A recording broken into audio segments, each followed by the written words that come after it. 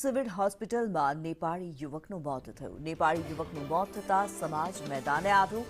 ડોક્ટરો હડતાળ પર જવાથી મોત થયું હોવાનું અગ્રણી દ્વારા કહેવામાં આવ્યું છે. આમિર સમાજના યુવકને લોહીની જરૂર પડી હતી. સોશિયલ મીડિયામાં લોહી માટે મેસેજ મૂક્યો હતો. જયદીપ ચાવડા લોહી આપવા માટે આવ્યો હોવાનું અગ્રણીઓ દ્વારા કહેવામાં આવી રહ્યું છે. વોર્ડમાં બ્લડ ગ્રુપ મામલે તબીબ સાથે મારામારી થઈ. ડોક્ટરોની બેદરકારીના કારણે મોત થયું હોવાનો આરોપ અગ્રણીઓ લગાવી રહ્યા છે. તમામની યોગ્ય તપાસ થવી જોઈએ તેવી માંગ અગ્રણી કરી રહ્યા છે. પોલીસે કાર્યવાહી પણ કરવી જોઈએ તેવું અગ્રણી કહી રહ્યા છે.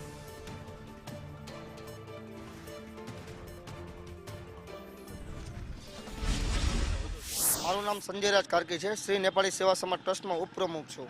શું કહેશો, જે મોત થયું છે તે કેના લીધે થયું? જ્યારે 25 તારીખના ભાઈ જે હોસ્પિટલ દાખલ હતા એ પછી એમની ટ્રીટમેન્ટ ચાલુ હતી અને એમનું માથાના ભાગે ગંભીર ઈજા લાગતા એમનું ઓપરેશન પણ થયેલું હતું અને ઓપરેશન પણ સક્સેસફુલ થઈ ગયેલું હતું ને ભાઈ ઓબ્ઝર્વેશનમાં હતા.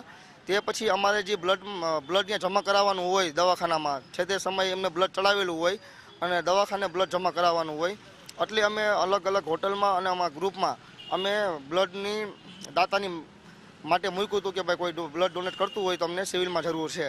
તો એમાં વાય મીડિયા જયદીપભાઈ ચાવડા કહીને વ્યક્તિ જે ભાઈ છે એ સેવાકીય રીતે અહીંયા બ્લડ દેવા આવ્યા હતા. એમને ડૉક્ટર સાથે વાત કરવામાં એ ભાઈએ એવું જણાવ્યું હતું કે સાહેબ તમારું કયું લોહી જોઈ છે ને એમાં વાત કરતાં લખીને દો તમે કાગળમાં, એવું જયદીપભાઈએ વાત કરેલી અને એમાં ડૉક્ટર પાર્થને અને જયદીપભાઈને બંનેને બોલાચાલી થઈ હતી અને બોલાચાલી બાદમાં ગંભીર બની અને એમાં એને એ લોકોએ મારામારી ઉપર આવ્યા હતા. મોત મામલે સાહેબ જ્યારે આ બનાવ બન્યો ને ત્યારે ડૉક્ટરો આંદોલન પર ઉતર્યા હતા અને એમાં દર્દીની ટ્રીટમેન્ટ બરોબર ન થતા જેમાં એનું મૃત્યુ થયેલ છે. આ મામલે સમાજ હવે આગળ શું કરે? અમારું આમાં યોગ્ય તપાસ થાય, મેડિકલ વિભાગ એમની યોગ્ય તપાસ લે અને એની ઉપર પગલાં ધરે.